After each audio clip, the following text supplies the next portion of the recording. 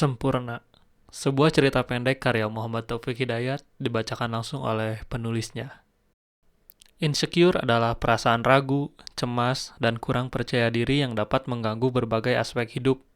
Seseorang yang mengalami insecure cenderung memiliki pikiran negatif terhadap dirinya sendiri.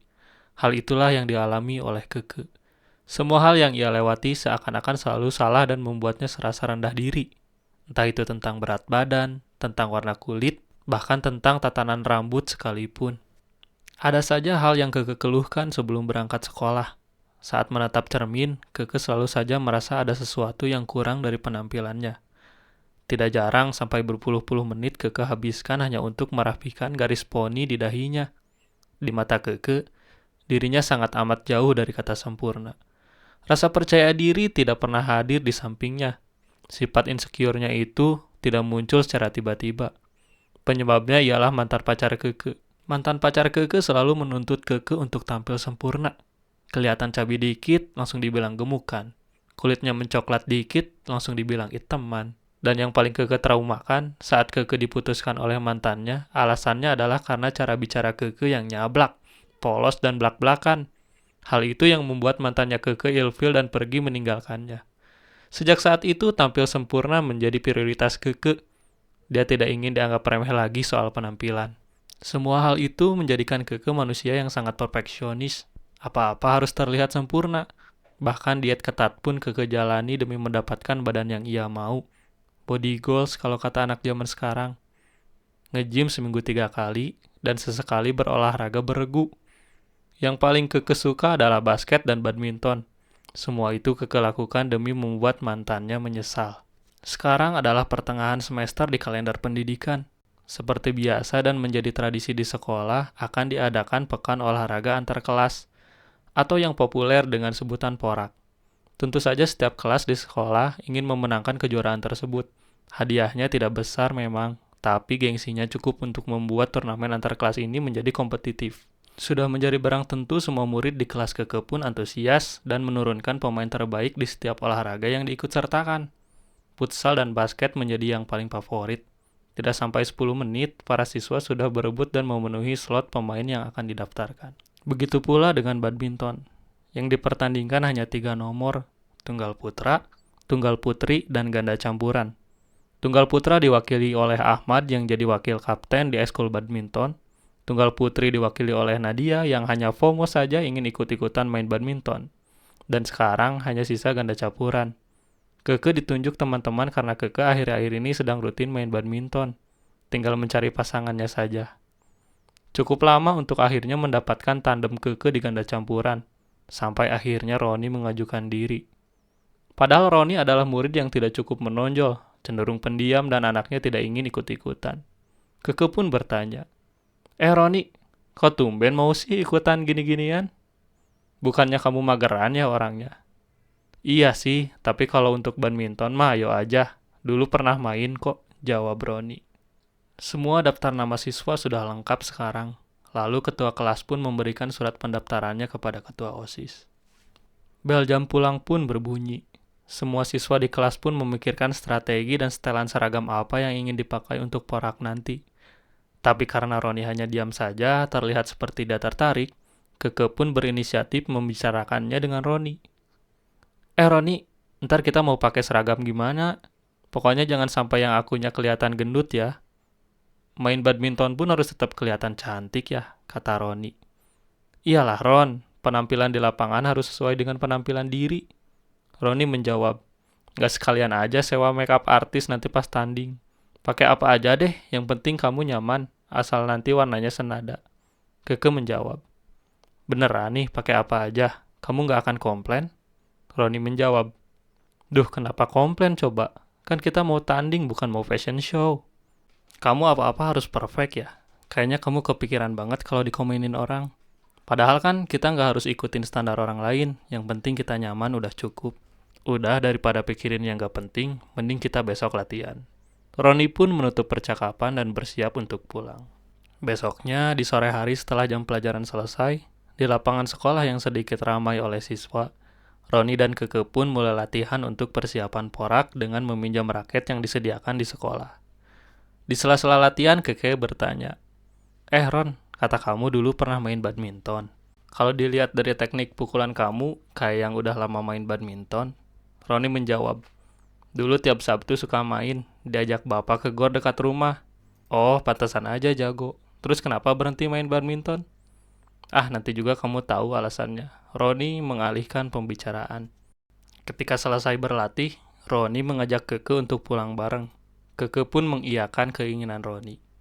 Di perjalanan pulang, Roni mengajak Keke untuk makan mie ayam di pinggir jalan. Memang mie ayamnya kelihatan enak dan ramai pengunjung.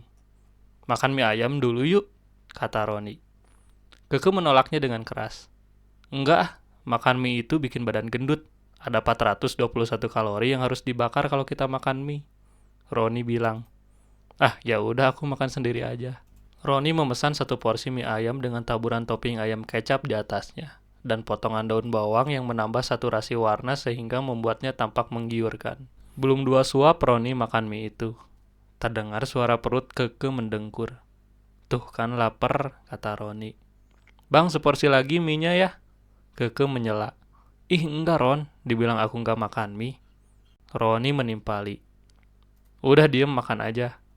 Kemudian seporsi mie ayam pun datang. Tanpa pikir panjang, Keke pun memakannya dengan lahap. Setelah beres makan, Roni bilang, gak apa-apa kali ke sesekali. Menjaga makan itu baik, tapi menyenangkan hati juga penting. Enak kan mie ayamnya? Keke hanya mengangguk dan mereka pun pulang. Tinggal 1 hari lagi sebelum pekan olahraganya dimulai. Keke dan Roni pun sudah mulai bersiap. Tapi Keke masih penasaran dengan alasan Roni berhenti main badminton. Keke bertanya, Ron, gak usah so misterius deh.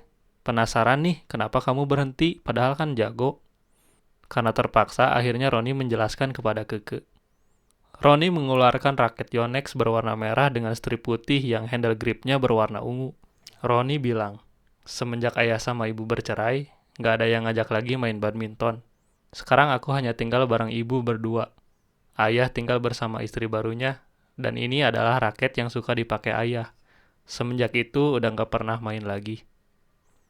Semenjak itu Keke tidak pernah menyinggung lagi alasan Roni berhenti bermain badminton. Hari pekan olahraga pun dimulai.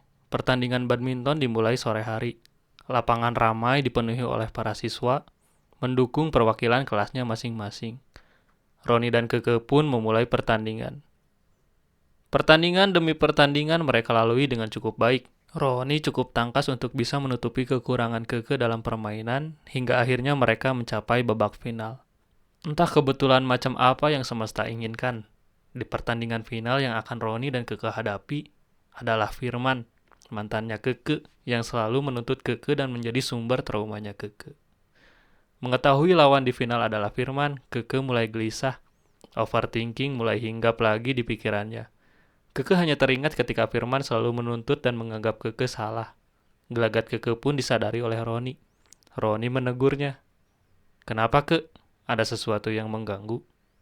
Keke bilang, aku hanya ingin membuktikan ke Firman kalau aku sekarang lebih baik dari apa yang ia kira dulu. Roni menjawab, kalau menurutku, gak ada yang kamu perlu buktikan ke dia kok. Belum tentu yang dia katakan itu benar. Kamu tidak perlu menjadi orang lain hanya karena ingin memenuhi maunya. Jadi diri sendiri itu lebih baik. Roni menepuk pundaknya dan berkata, yuk kita menangin. Akhirnya pertandingan final dimulai. Semua siswa bersorak dengan penuh semangat. Riuh tepuk tangan membuat suasana menjadi tegang.